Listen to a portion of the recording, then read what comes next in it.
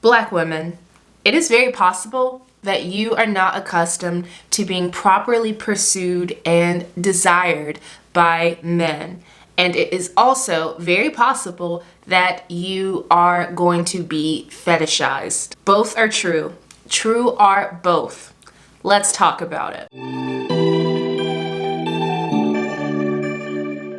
So I recently saw a video that was discussing how, as Black women, when we are pursued by non-Black men, sometimes we can misinterpret these advances as just fetishization, when in reality we are just misinterpreting these advances because we are so accustomed to being improperly pursued or just being seen as the least desirable option among women. And I have to make something very clear as a Black woman who has predominantly dated outside of her race and who is in an interracial relationship. I want to make this clear. You can absolutely be fetishized by non-Black men, and your perception is not a misinterpretation. It just is what it is. That happens very often. And being seen as desirable because of who you are is different from being desirable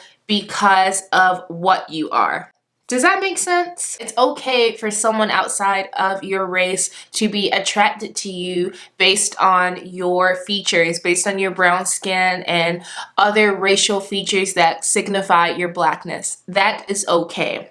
What's not okay is if a non-Black man, or again, a Black man, only values you and only acknowledges you because of those features and your personality, your heart, your mind, your soul, all of those things go unacknowledged. And actually, it's really important, Black women, that you do not accept or tolerate in any way, shape, or form mistreatment from non-Black men simply because they are non-Black men. If you won't let Tyrone treat you like crap, then you don't need to let Tanner treat you like crap. And ideally, you're not letting either person treat you like crap, but definitely no one should get a free pass to do so based off of their race. So again, I just want to make this clear as a Black woman who has dated outside of her race many times, who has had friends who have done the same thing.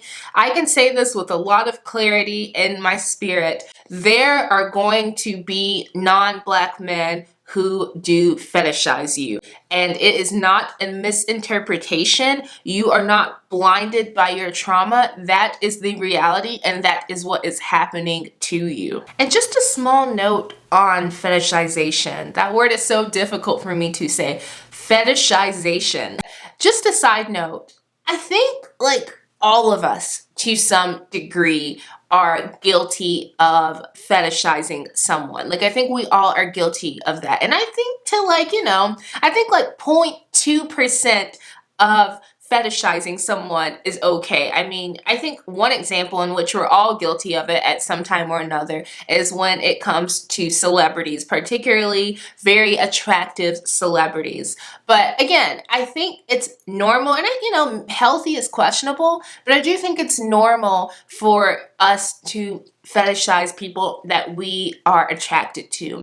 The problem is when that fetishization completely eliminates and erases the humanity of that person. So again, yes, you may be correct in your interpretation that you are being fetishized. And it's also true that you may be accustomed to mistreatment. You may be accustomed to not being properly pursued or desired by men. When you receive correct advances and you are made to feel beautiful, whenever that happens, if you are accustomed to mistreatment, then you may take those kinder advances as being disingenuous. And again, Black woman, I just want to emphasize that we are so worthy of love and we are so worthy of affection. And there are many Black men who would just love us and stand by our side until the end.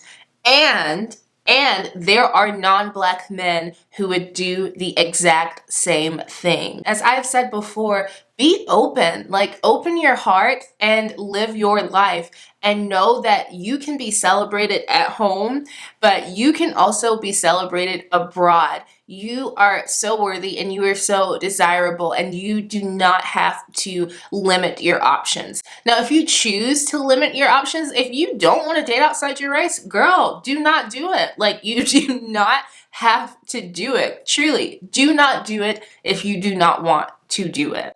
But I want to make sure that if you are choosing not to date outside of your race, which is fine, I just want you to be making that choice from a mindset of abundance and not a mindset of lack. I want you to choose to date solely within your race because that's what you want to do, and that's not what you think you have to do. Because you don't have to do anything except continuing to be the fabulous, glamorous, amazing, worthy being that you are. That's all you have to do. And girl, you don't even have to do that if you don't want to do that. Like, I'll mind my business. You just do what you want to do. All right, everyone. Thank you so much for watching tonight's video. I hope that you enjoyed. Until next time, stay safe, be well, and I'll see you soon. Bye, everyone.